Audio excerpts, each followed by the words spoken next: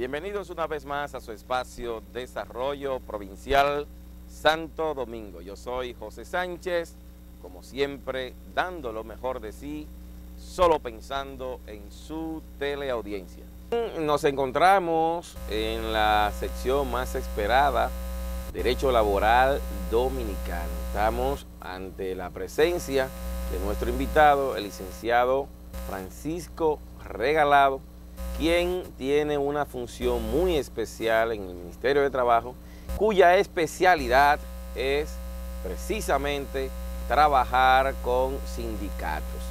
Este tema es un tema que está muy de moda, ha traído consigo una serie de inquietudes y la sociedad tiene que saber la trascendencia, la importancia, la historia de los sindicatos, pero también tiene que aprender a diferenciar quiénes constituyen sindicatos y cómo, y cuáles son las condiciones y características que debe tener un sindicato a la hora de constituirse, porque la República Dominicana está plagada de una parte de una serie de sindicatos que está orientada en el transporte y hay reglas específicas de acuerdo al Código Laboral Dominicano que plantean la normativa, la característica que hace entender quienes califican para ser miembros o estar congregados en sindicatos. Para eso vamos a recibir a nuestro invitado, el señor licenciado Francisco Regalado.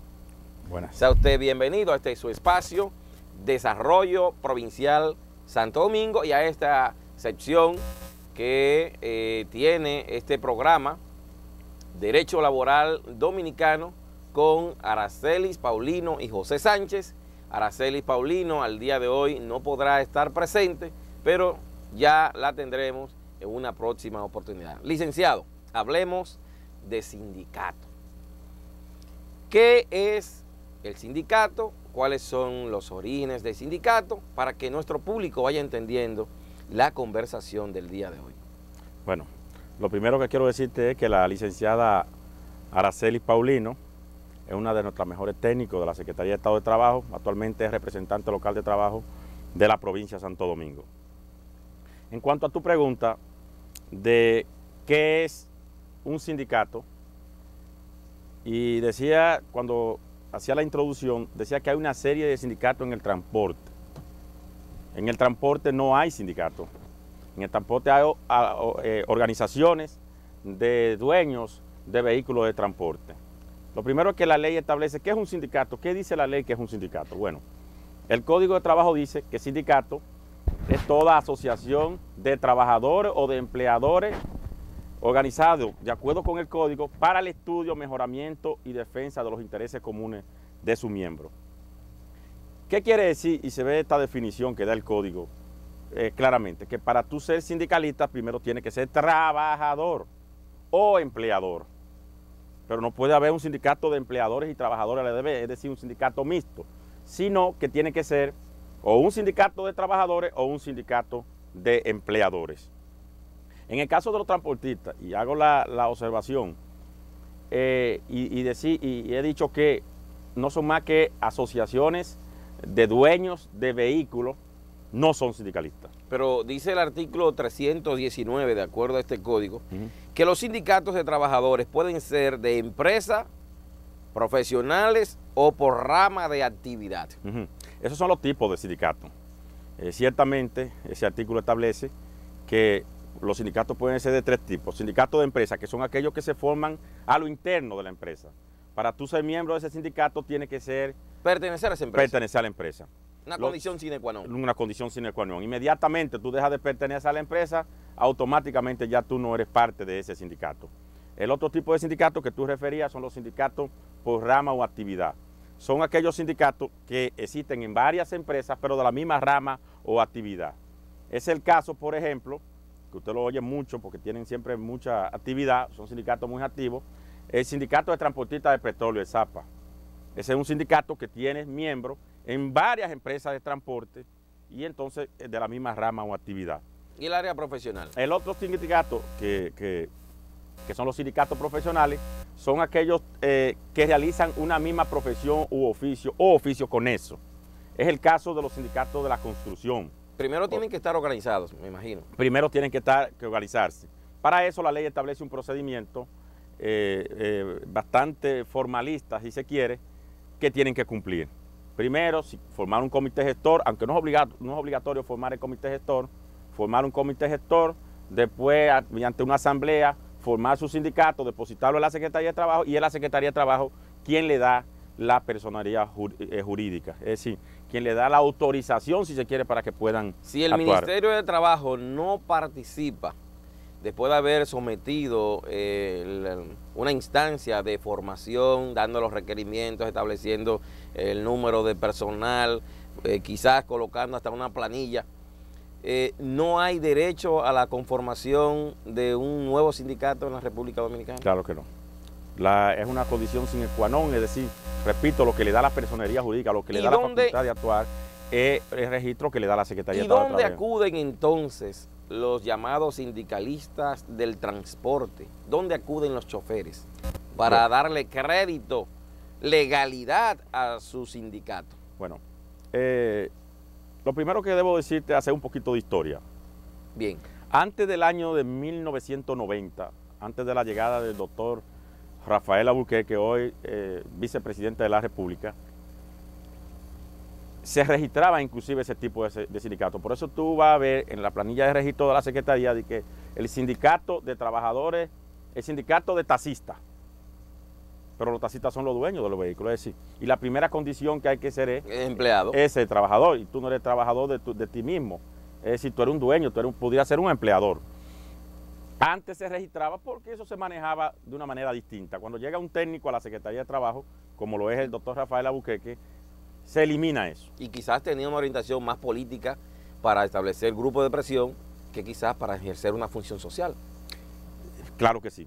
Para eso era que lo utilizaban los gobiernos en ese momento, antes al año 1992, pero repito, al llegar un técnico, elimina eso y se establece entonces las condiciones que establece la ley y también las condiciones que establece el convenio 87 de la Organización Internacional de Trabajo, que es el convenio sobre derecho a la libertad sindical. Que está establecido, es un derecho inalienable. Incluso. No, el derecho a la libertad sindical es un derecho fundamental.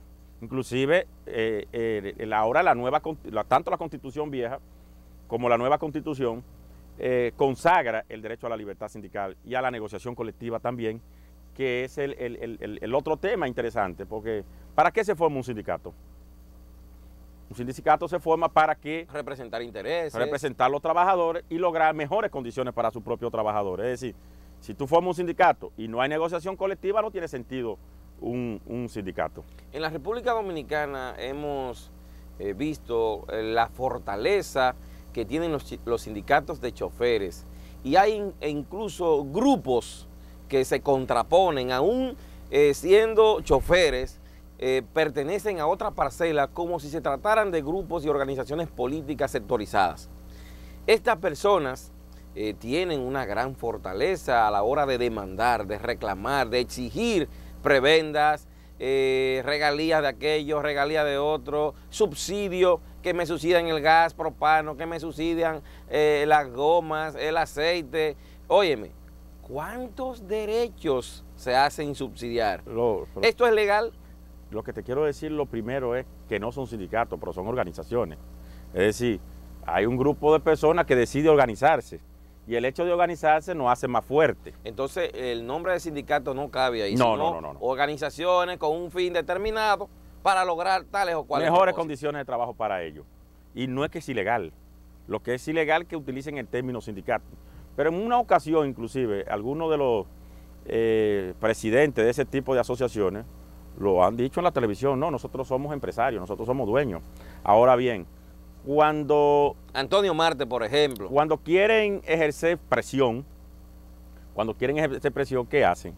Se aglutinan. Se venden como trabajadores. Es decir, para tú llegar a la población con más facilidad, se venden como igual al común de toda la población. La población ha dejado de creer en los sindicatos del Claro, transporte, pero eso es un proceso. porque se ve cada vez que hay una orientación, lo que se ve es buscar intereses, pero para mejorar su situación de ellos individual, no para mejorar la situación de transporte de los transeúntes a pie, que son los que toman una carrera corta, una carrera larga, que son los más abusados y explotados, porque ahora se han tomado con la decisión de que un pago de pasaje cuesta más o cuesta menos a partir de la distancia donde tú vayas a recorrer.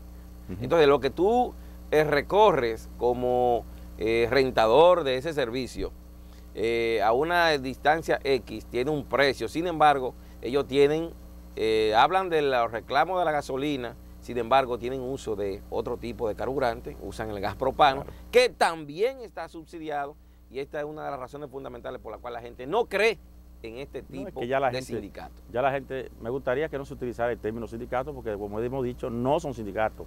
Puede utilizarse el término de asociación, como quisiera llamarle, pero no sindicato. Ahora bien, si tú ves donde hay un sindicato y se da una negociación colectiva, todos los trabajadores reciben parte de ese beneficio. Es decir, si logran a través de la negociación colectiva que en vez de 14 días de vacaciones sean 20, todos los trabajadores se van a beneficiar de esa conquista. Si consiguen que el salario mínimo no va a ser establecido por el Comité Nacional de Salario Mínimo, sino que va a estar por encima, todos los trabajadores se benefician. En este tipo de asociaciones que tienen un interés muy personal de los directivos, si te das cuenta, no es de la membresía. Y por eso tú has visto los casos que han pasado aquí en la República Dominicana. Es una directiva que por lo general se beneficia de lo que logran a través de la presión que utilizan en contra de determinado gobierno. Pero quiero decir que la huelga es un derecho reconocido tanto nacional como internacionalmente. Nuestra Constitución consagra el derecho a la huelga que tienen los seres humanos. Ahora bien, ese tipo de huelga deben ser pacíficas, deberían ser justas,